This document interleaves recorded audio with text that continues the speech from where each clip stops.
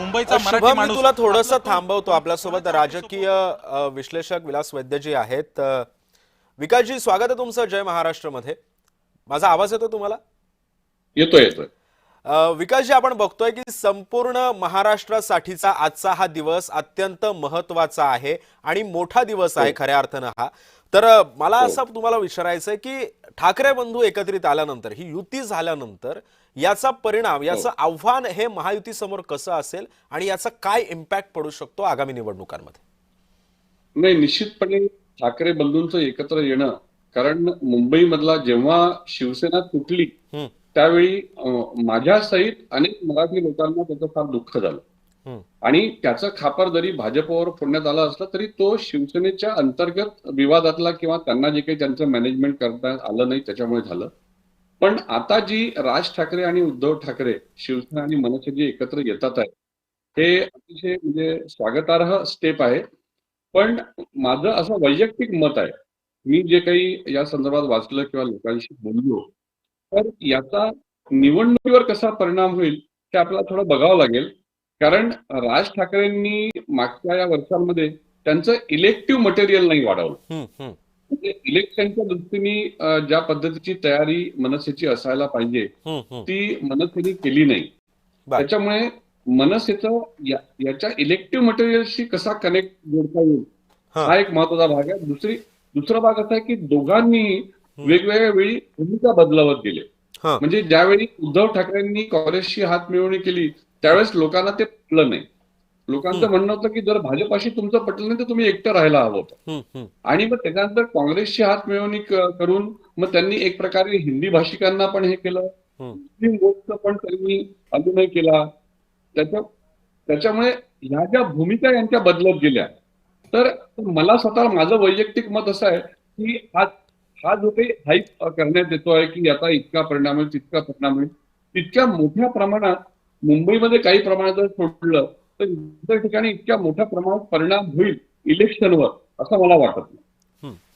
पण पण विकासजी, मला सांगा की आता या सगळ्या पार्श्वभूमीवरती आता जर आपण भाजपचा जर आवाजात कुठेतरी विचार... डिस्टर्बन्सच आहे, कुठेतरी हिंदी आवाज येतो.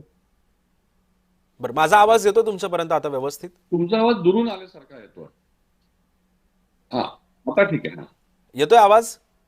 हा आता येतोय. हा ठीक आहे. माझा प्रश्न असा होता विकासजी की आता जर आपण भाजपची ताकदीचा जर आपण अभ्यास करायचा झाला तर भाजपची ताकद हो खऱ्या अर्थानं मुंबईमध्ये सुद्धा अधिक आहे. आपण सुद्धा वार्तांकन केलं असेल, आपण सुद्धा राजकीय विश्लेषक आहात. तर एक राजकीय हो. विश्लेषक म्हणून आपण याचं कसं विश्लेषण कराल की भाजपच्या ताकदीसमोर ठाकरे बंधूंचा कितपत निभाव या निवडणुकांमध्ये लागू शकतो? मला वाटतं की भाजपची जी ताकद सध्या भाजपचं एक तुम्ही लक्षात घ्या हम्म, हम्म, की भाजप हे विरोधात असताना देखील त्यांची निवडणुकीची तयारी थांबत नाही. जेव्हा देवेंद्र फडणवीस विरोधी पक्ष नेते होते 2019 नंतर, हम्म, तेव्हाही त्यांची इलेक्शनची तयारी जी ती सुरू होती. त्याच्यामुळे प्रत्येक क्षणाक्षणाला त्यांची जी निवडणुकीची तयारी असते. त्याच्यामुळे ही जी एकत्रीकरण ज्यांचं झालेलं आहे हम्म, त्याचा परिणाम भाजपवर फारसा होणार आहे. कदाचित त्याचा परिणाम काही प्रमाणात हा शिंदे सेनेवर होऊ शकतो. हो, पण भाजपची मुळात भाजप एक कॅडर बेस्ड, म्हणजे जसं देवेंद्र फडणवीसांनी मागे म्हटलं होतं की मला देखील भाजपमधनं काढलं, हा, तर तर मी एक सामान्य माणूस म्हणून गणला जाईल. त्याच्यामुळे भाजपची ताकद जी आहे, भाजपचा हा कॅडर बेस्ड पक्ष आहे. त्यांची एक हायकमांड त्यांचं आहे. त्यांचं RSSचं जे कनेक्शन आहे ते एक आपण सगळ्यांनी असेंब्ली निवडणुकीमध्ये अंदाज घेतला किंवा आता नगर परिषद आणि नगरपंचायतच्या निवडणुका झाल्या त्याच्यामध्ये देखील आपण बघितलं की भाजप हा एक तयार पक्ष आहे. हो. त्याच्यामुळे राज ठाकरे आणि उद्धव ठाकरे एकत्र आले हम्म, म्हणून भाजपच्या एकूण ताकदीवर परिणाम होईल. मागच्या वेळेला 2017 मध्ये देखील त्यांनी अगदी तोला मोलाचे सीट जिंकले होते. म्हणजे माझा आकडा कदाचित चुकत असेल पण भाजपला 82 मिळाले ते शिवसेनेला 84 मिळाले होते. बर. तर म्हणजे मुंबईमध्ये देखील एक आपली स्वतःची ताकद निर्माण करून, कारण भाजपने याचं ओळखलेलं आहे. एक आपण मध्ये बघितलं असेल की ठाकरे ट्रस्टच्या अध्यक्षपदी त्यांनी उद्धव ठाकरेंना अध्यक्षपद नेमून एक प्रकारची खेळी खेळलेली आहे. हम्म, कोणी म्हणत असेल याच्यात राजकारण नाही, पण त्या माध्यमातून त्यांनी उद्धव ठाकरेंवर जी काही मुंबईची जनता करते त्याच्यातला काही भाग तरी डायल्यूट करण्यामध्ये त्यांना यश आलेलं आहे. आणि मी जे मगाशी म्हटलं की मुळात बदलत्या भूमिकेमुळे लोक संभ्रमात आलेले आहेत. हा हा आता जसं तुम्ही जर बघाल की मुंबई, ठाणे, नाशिक, हम्म, काही प्रमाणात संभाजीनगर, छत्रपती संभाजीनगर हम्म, या भागामध्ये जर सोडलं तर शिवसेनेनी किंवा मनसेनी हा. मनसेनी जसं विदर्भामध्ये त्यांचे जे जुने कार्यकर्ते होते, काम करणारे होते, सगळे लोक होते, त्यांची पूर्ण कार्यकारिणी त्यांनी तहस नहस तोडून टाकली. हम्म, हम्म, याच प्रकारचा साधारणपणे जे इलेक्टिव्ह मटेरियल तुम्ही इलेक्शन लढलं पाहिजे, तर इलेक्शन लढण्याचा जो भाग आहे की आज तुम्ही मनसेमध्ये जर बघाल तर Raj Thackeray, to some extent Sandeep Deshpande, हा. विनोद जाधव, याच्या पलीकडे तुम्ही जर पाहिलं तर कुठले नेते आज बाळा नांदगावकर सारखे जे नेते आहेत ते कुठे तुम्हाला दिसत नाही फारसे त्या याच्यामध्ये. तर मला असं वाटतं की राज ठाकरेंचं इलेक्टिव्ह मटेरियलचा इश्यू आहे. उद्धव ठाकरेंचे जे चांगले नेते आहेत, त्यांचे इव्हन नगरसेवक आहेत, हे भाजपकडे किंवा शिंदे शिवसेनेकडे गेले असल्यामुळे आपण एक उद्धव ठाकरेंना एक फायदा जरूर आहे की आज बाळासाहेब ठाकरेंचे सुपुत्र म्हणून उद्धव ठाकरेंना जरूर ऍक्सेप्टन्स आहे मुंबईमध्ये. मुंबईमध्ये माझ्या मते भाजपला फार वेगळ्या पद्धतीने स्ट्रॅटेजी आखून त्यांना हे करावं लागेल. याचा काही फटका हा शिंदे सेनेला बसू शकतो. बर. विकासजी, मी तुम्हाला थोडंसं थांबवतो, कारण ठाकरे बंधूंच्या युतीवरती आता शिवसेनेच्या सुद्धा प्रतिक्रिया येऊ लागलेल्या आहेत. शिवसेनेच्या प्रवक्त्या शीतल म्हात्रे यांच्यासोबत बातचीत केली आमचे प्रतिनिधी शुभम उमाळे यांनी. पाहूयात नेमकं काय म्हणतात शीतल म्हात्रे. दोन्ही ठाकरे बंधू एकत्र तर आलेले आहेत, पण मात्र जागा वाटपाचा फॉर्म्युलामध्ये कुठेतरी पेच निर्माण झाला होता असे काहीसे संकेत जे आहेत ते मिळत होते. अशामध्येच दोन्ही ठाकरे बंधू आज एकत्रित येत आहेत, पत्रकार परिषद घेऊन युतीची घोषणा करत आहेत. जागा वाटपाचा फॉर्म्युला आणि जागा नेमक्या कोणत्या असणार आहेत अशा सर्व गोष्टींची घोषणा करणार आहेत. पण त्यापूर्वी शिंदेंच्या शिवसेनेमध्ये कुठेतरी वेगळंच एक संभ्रम निर्माण दिसून येत आहे. अर्थातच शिवसेना घाबरली आहे का, किंवा कुठेतरी महायुती म्हणून समोर जात आहेत भाजपसोबत, पण ठाकरे बंधू एकत्र येणार यावर कुठेतरी त्यांच्या मनात भीती आहे का, असे अनेक प्रश्न जे आहेत ते सध्या राजकीय वर्तुळात एकत्र येत आहेत. याच्यासारखी दृष्टी आनंदाची गोष्ट नाही की महाराष्ट्र एक ऐतिहासिक पाऊल पुढे टाकते आणि मराठी माणसाला पुन्हा एकदा छाती फुगून चालायला स्वाभिमान दाखवण्याचा क्षण हा आज या ठिकाणी घडतोय. तो वंदनीय हिंदू हृदय सम्राट शिवसेना प्रमुख श्रीमान बाळासाहेब ठाकरे त्यांच्या स्मारकाला अभिवादन करून करणार आहोत. ते ज्यांना होतं त्यांनी शिवसेना स्थापनच यासाठी केली होती. असूनही का असं मालक घरचा अशी त्यावेळेस स्थिती होती. मराठी माणसाला महाराष्ट्रात आणि मुंबईत स्थान नव्हतं आणि त्याच्यानंतर वसंतदादा पाटील जेव्हा मुख्यमंत्री होते त्यांनी एक वाक्य उद्गारलं होतं, मुंबई महाराष्ट्रात आहे पण मुंबईत महाराष्ट्र नाहीये. तो आजही तसाच दिसायला लागला किंवा अधिक जाणवायला लागला आणि म्हणूनच आत्ता हा जो हे जे संयुग घडतंय ते अतिशय आनंदाचं भावनिक तर आहेच ना. आनंद प्रचंड आनंद आहे. किती वाट पहिली लोकांनी वाट पाहिली ना, प्रचंड वाट पाहिली मराठी माणसांनी आणि त्या मराठी माणसाला आज असे उभारी आल्यासारखे वाटतंय. हो, जर मुंबईत आपला स्वाभिमान ठसा, हो तुमच्या मुंबईत असूनही खास मालक घरचा त्याला घर देत नाही असं सांगणारी माणसं त्यांच्या पक्षात आहेत. मूल बनवते त्यांची तळी उचलणाऱ्या भाजपच्याच मराठी कार्यकर्त्यांना सांगतो, जरा लाज वाटली पाहिजे, जनाची नाही मनाची तरी, की सगळं पायघड्या उचलतात. तुमच्या सोसायट्यांमध्ये मराठी माणसाला प्रवेश नाही सांगण्याची हिंमत करणारा माणूस तुमचा मंत्री आहे. तुम्ही काय मराठी माणसांबद्दल बोलता. आणि म्हणून हा जो मुद्दा आहे तो विषय लक्षात घेतला पाहिजे की मुंबई मराठी माणसाची ते 106 होतात, त्यांनी आपली प्राणाहुती देऊन मिळवलेली आहे. तिच्यावर वाकड्या नजरेने बघण्याचं काम सुरू आहे, वेगळ्या पद्धतीने सुरू आहे. तुमचे धंदे इथून गेले, विसरतो मराठी माणूस. अखंड सगळे महाराष्ट्रातला उद्योग कुठे गेले हो, गुजरातला गेले ना. मग मराठी माणूस कसा विसरतोय, ती तमाम महाराष्ट्रातील मराठी माणूस कसा विसरतो असा माझा प्रश्न आहे. सगळ्या लोकशाहीचा मुळावर आलेली लोक आहे ती. बाजार मांडलाय, गेला बाजार विकत घ्या म्हणून विकली जाणारी माणसं असली आणि विकत घेणारी माणसं असली तर लोकशाहीला धोकाच थोडं लक्षात ठेवा. हो काय हो, तुम्ही मराठी माणसं आहोत ना, का तुमच्या तोंडून अभद्र येत राहतं. हे अभद्र आहे, हे अभद्र आहे. अभद्र बोलू नका बरं. मंगलशनी मराठी माणसाला हित वाईट खोड लागली ना. मंगलशनी अभद्र कसं बोलता, निरंतर त्याला अंत नाही, अनंत. सर हिंदी में लड़िए, हिंदी बोलिए सर। जिस तरीके से आज ठाकरे बंधु सर एक साथ आ रहे हैं, किस तरीके से देखते हैं? बहुत मंगल क्षण है। इस क्षण का इंतजार पूरे महाराष्ट्र में लोग कर रहे थे, जनता कर रही थी, खास करके मराठी जनता तो इसके इंतजार में थी। और ये गंगा जमुना का संगम, मराठी हमारी जो जनता है उनको तो बहुत ही अभिमान देने वाली बात आज हो रही है। अब ये इसको लेकर आगे चलकर जो राजनीति होगी वो आप देख लेना। राजनीति से भी सामाजिक नीति आज इसी महाराष्ट्र में, इसी मुंबई में, आपको पता है मुंबई कैसी है, इंक्लूसिव कहते हैं, सभी को समाये लेने वाली है। हमने कभी जात पात पंथ धर्म नहीं देखा। वंदनीय शिवसेना प्रमुखां ने जो बात की वो मराठी बात थी, वो भूमिपुत्रों की बात थी। अब उस वक्त इसी कारण शिवसेना में मुसलमान मंत्री रहे, शाखा प्रमुख रहे, जिला प्रमुख रहे, क्रिश्चियन शाखा प्रमुख रहे, जिला प्रमुख रहे, क्रिश्चियन हमारे नगर सेवक रहे। भूल जाते हैं हम लोग। आप ये मराठी की व्याख्या जो इस महाराष्ट्र पर प्यार करता है उसके लिए।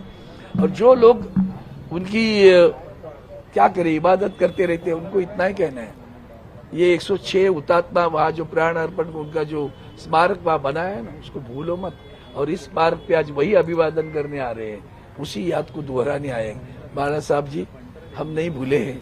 हमने आपको जो वादा किया वो अंतिम क्षण तक हम वादा पूरा करने के लिए हम जो चाहे कर सकते हैं। प्राण भी न्यौछावर करना पड़े तो वो भी करेंगे, लेकिन भगवा लहराएंगे। यही शपथ ग्रहण करने के लिए आप आए। आणि यानंतर मी पुन्हा एकदा जाणार आहे माझा सहकारी शुभम उमाळे सध्या आपल्यासोबत आहे। शुभम, एकंदरीत आता किती वाजता दोन्ही बंधू या स्मृतीस्थळावरती येतील आणि अभिवादन करू शकतात?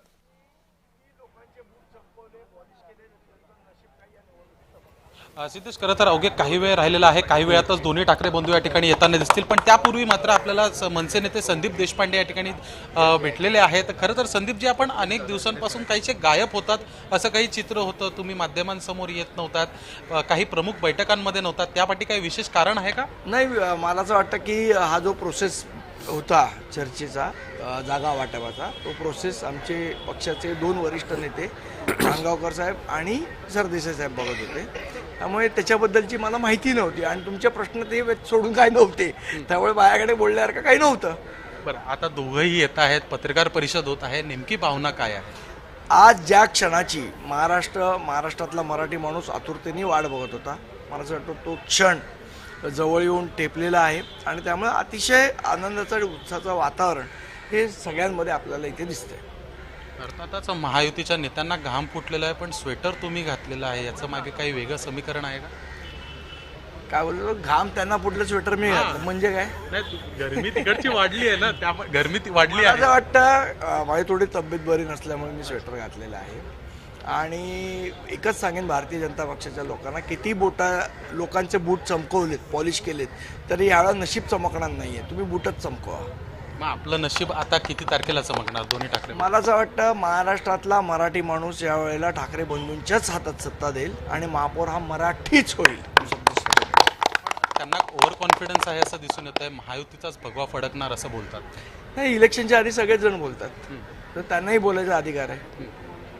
अर्थातच बघू शकतो मनसे नेते संदीप देशपांडे हे देखील आता आपल्यासोबत होते आणि अर्थातच तयारी या ठिकाणी कशा पद्धतीने झाली आहे, आणखी वाट आहे आता दोन्ही ठाकरे बंधू या ठिकाणी कोणत्याही क्षणी पोहोचू शकतात असं काहीसं चित्र या ठिकाणी आपल्याला दिसून येत आहे। सिद्धेश, बघू शकतो एकीकडे मनसेचे नेते उभे आहेत, त्यांच्यासोबत त्यांच्याच जोडीला जे आहेत शिवसेनेचे देखील नेते उभे असलेले आपल्याला दिसून येत आहेत। अशामध्येच सध्या स्मृतीस्थळावरचं दृश्य आपण बघू शकतो, एकीकडे माध्यमांची गर्दी दिसून येत आहे, दुसरीकडे नेत्यांची आहे आणि या ठिकाणावरनं दोन्ही ठाकरे बंधू एकत्रित जे आहेत आपल्याला वरई या ठिकाणी जाताना दिसून येतील।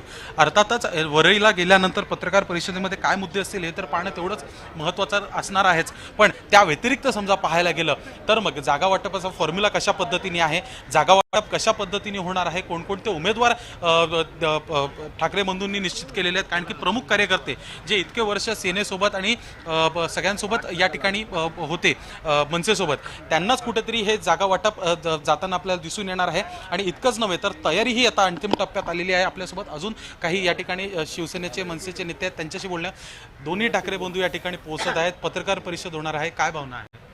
आनंद आहे, मराठी माणसासाठी सन्माननीय उद्धव साहेबांनी राजसाहेब एकत्र येत आहेत, आनंदाचा क्षण आहे।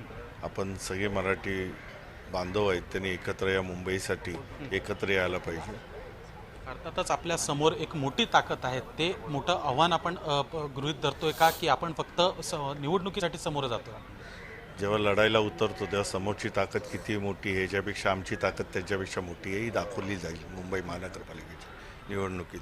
आता नेमकी जागा वाटपाचा फॉर्म्युला तर समोर येईलच काही वेळात, की कशा पद्धतीने उमेदवार ठरवले आहेत, कसं आहे. पण तयार बंधू एकत्र तर आलेले आहेत, पण मात्र जागा वाटपाचा फॉर्म्युलामध्ये कुठेतरी पेच निर्माण झाला होता, असे काहीसे संकेत जे आहेत ते मिळत होते.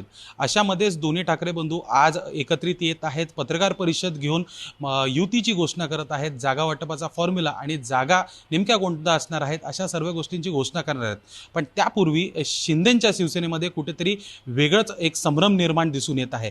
अर्थातच शिवसेना घाबरली आहे का, किंवा कुठेतरी महायुती म्हणून समोर जात आहेत भाजपसोबत, पण ठाकरे बंधू एकत्र येणार यावर कुठेतरी त्यांच्या मनात भीती आहे का, असे अनेक प्रश्न जे आहेत ते सध्या राजकीय वर्तुळात रंगताना दिसून येत आहेत. आणि त्याचेच उत्तरं घेण्यासाठी सध्या आपण शिवसेनेच्या नेत्या आणि प्रवक्त्या शीतलताई मात्रे यांच्याकडे आलेलो आहे. ताई, काय सांगाल, दोन्ही ठाकरे बंधू एकत्र येत आहेत, कुठेतरी एक निराशा आहे का किंवा भीती आहे का? निराशा आणि भीती असेल तर ती ठाकरे बंधूंमध्येच आहे. कारण ही जी युती आहे, ही युती ही स्वतःच्या भविष्यासाठी नव्हे तर स्वतःच्या मुलांच्या भविष्यासाठी होते. यामध्ये कुठेतरी आपली मुलं ही सेटल व्हावीत. कुठेही मराठी माणूस, मराठी अस्मिता हे फक्त बोलायचे भाषा आहे. खरी भाषा ही फक्त मुलांचं माझ्या भविष्य कसं सेटल होणार याच्यासाठी ही युती होते. कारण हे जे आज त्यांची 12 वाजता जी काही युती होणार आहे, तर मला वाटतं येणाऱ्या निवडणुकीला महाराष्ट्राची जनता त्यांचे 12 वाजवल्याशिवाय राहणार नाही. एक लक्षात घ्या, आता जी नगर परिषद झाली, आता ज्याचे जे इलेक्शनचे रिझल्ट आले, त्यामध्ये तुम्हाला स्पष्टपणे दिसतंय की हिंदू हृदय सम्राट बाळासाहेबांचे विचार घेऊन चालणारे एकनाथ शिंदे साहेब आहेत. या शिंदे साहेबांच्या मागे ही मराठी जनता ठामपणे उभी आहे. 50पेक्षा जास्त आमचे आज निवडून आलेले आहेत नगराध्यक्ष. तर मला वाटतं ही सुद्धा गोष्ट लक्षात घेतली पाहिजे. आणि आमची भाजपाबरोबरची युती आहे ही माननीय बाळासाहेबांनी केलेली युती आहे. ही नैसर्गिक युती आहे. अहो, ज्यांना तुम्ही सेटलमेंट बादशाह म्हणालात, ज्यांना तुम्ही बिनशर्त पाठिंबा म्हणालात, ज्यांना संपलेल्या पक्षावर आम्ही बोलणार नाही असं बोललात, यांच्याबरोबर तुम्हाला युती करायला लागते. ही तुमची अपरिहार्यता आहे. ही तुमची सत्तेसाठी असलेली ही लालसा आहे. आदित्य ठाकरे हे वरळीला इलेक्शनला उभे होते तेव्हा राज ठाकरेने त्यांच्यासमोर आपला कॅन्डिडेट दिला नव्हता. परंतु याच्याच विरोधात जेव्हा अमित ठाकरे उभे होते माहीम विधानसभेतून, तेव्हा ठाकरेंनी त्यांचा कॅन्डिडेट दिला होता आणि त्याचमुळे अमित ठाकरे पडले. ह्याचं उत्तर मनसेनी कसे घेणार आहेत? अहो, गेल्या इलेक्शनला 2017च्या इलेक्शनला स्वतः बाळा नांदगावकर मनसेचे हे मातोश्रीवर जाऊन तासनतास बसत होते की आमच्याशी तुम्ही चर्चा करा. तेव्हा आम्हाला वेळ नाही असा निरोप उद्धवजींकडून त्यांना वेळोवेळी दिला गेला आणि हात हलवत बाळा नांदगावकर यांना परत यावं लागलं. त्यानंतर सुद्धा जे कोणी नगरसेवक निवडून आले मनसेचे, त्यांना सुद्धा पळवण्याचं काम या उद्धव ठाकरेंनी केलं. एक नगरसेवक फक्त त्यांचा मनसेचा मुंबई महानगरपालिकेत शिल्लक राहिला, बाकी सगळे नगरसेवक हे पळवून घेऊन गेले. याच्यावर उत्तर काय देणार आहात तुम्ही? अर्थातच वेगळे का झाले होते असा त्यांनी एक प्रश्न उपस्थित केलेला आहे. आणि नक्कीच या दोन्ही ठाकरे बंधूंचे 12 वाजतील अशी देखील एक टीका आहे ती शीतल मात्रे यांनी केलेली आहे. व्हिडिओ जर्नलिस्ट मनोज सोलंकी सोबत मी शुभम उमाय, जय महाराष्ट्र न्यूज, मुंबई. त्यामुळे ठाकरे बंधू आता काही वेळातच स्मृतीस्थळावर अभिवादन करण्यासाठी शिवाजी पार्कवर येतील.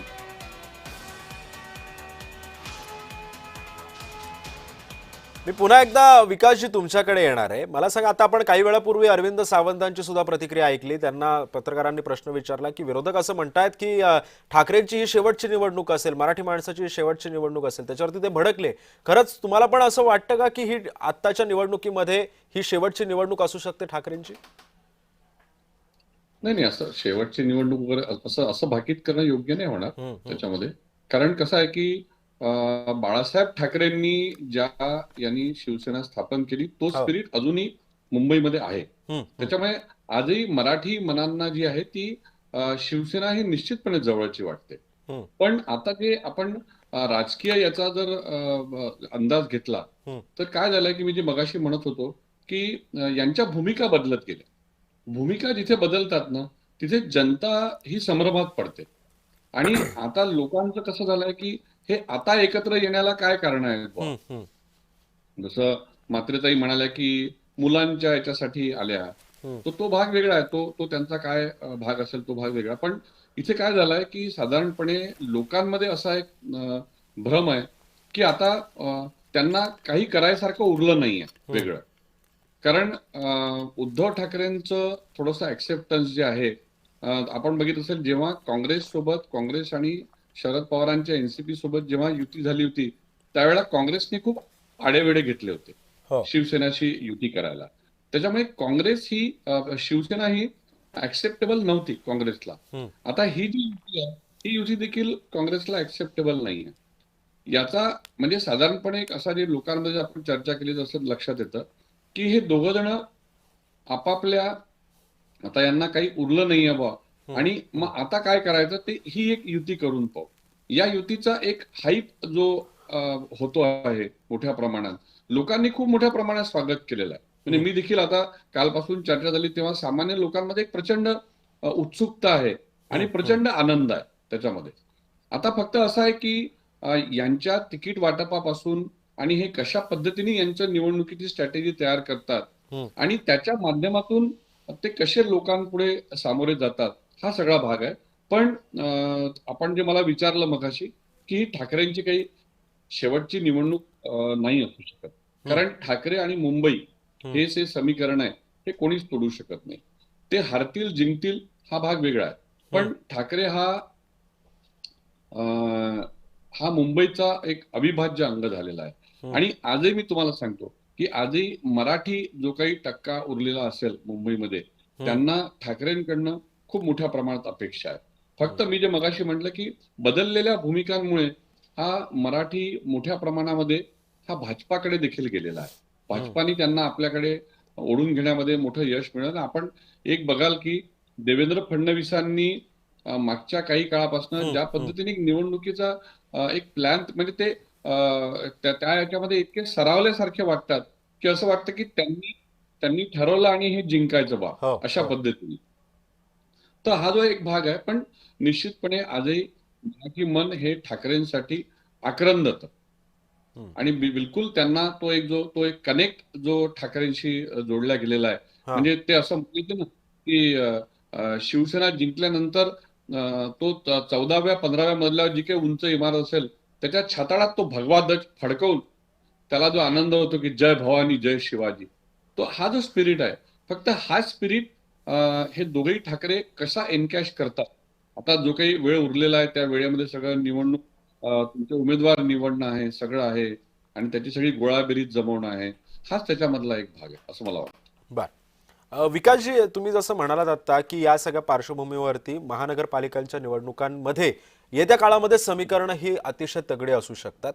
मात्र एक मुद्दा अजून सुद्धा आपल्याला गांभीर्यानं घ्यायला लागेल, तो म्हणजे एकनाथ शिंदेंचा. ज्या एकनाथ शिंदेंनी ठाकरेंसोबत याआधी सुद्धा अनेकदा निवडणुका एकत्रित लढल्या, मुंबई महानगरपालिका लढवली होती. मात्र आता त्याच एकनाथ शिंदेंनी ठाकरेंचे नगरसेवक स्वतःच्या शिवसेनेमध्ये ओढले आणि त्याच्यानंतर ठाकरेंची जी काही ताकद होती स्थानिक लेवलला ती कुठेतरी कमी करण्याचा प्रयत्न केला, त्याला कुठेतरी सुरुंग लावण्याचा प्रयत्न केला. याचा इम्पॅक्ट ठाकरेंवर त्याची झळ बसू शकते या निवडणुकीच्या काळामध्ये. मी मगाशी जे म्हटलं की हे बेसिकली ठाकरे आणि शिंदे सेना हा म्हणजे यांच्यामध्ये, म्हणजे भाजप याच्यामधनं सिंगल लार्जेस्ट पार्टी म्हणून येण्याची शक्यता आहे. आणि हा जो काही जे काही विकासजी, मी तुम्हाला थोडंसं थांबवतो. एक अपडेट आलेली आहे आपल्यासोबत. उद्धव ठाकरे आता सध्या शिवतीर्थावरती दाखल झालेले आहेत. थोड्याच वेळात आता उद्धव ठाकरे आणि राज ठाकरे हे स्मृतीस्थळावर जाण्यासाठी निघतील. स्मृतीस्थळावर जाण्याआधी त्यांनी राज ठाकरेंच्या निवासस्थानी उद्धव ठाकरे दाखल झालेले आहेत. त्यानंतर आता हे दोन्ही बंधू स्मृतीस्थळाच्या दिशेने रवाना होतील आणि त्यानंतर ते पत्रकार परिषदेसाठी पुढे मार्गस्थ होणार आहेत. मी पुन्हा एकदा विकासजी तुमच्याकडे येतोय, आपण आपलं बोलणं पूर्ण करा. नाही, मी जे मगाशी म्हटलं की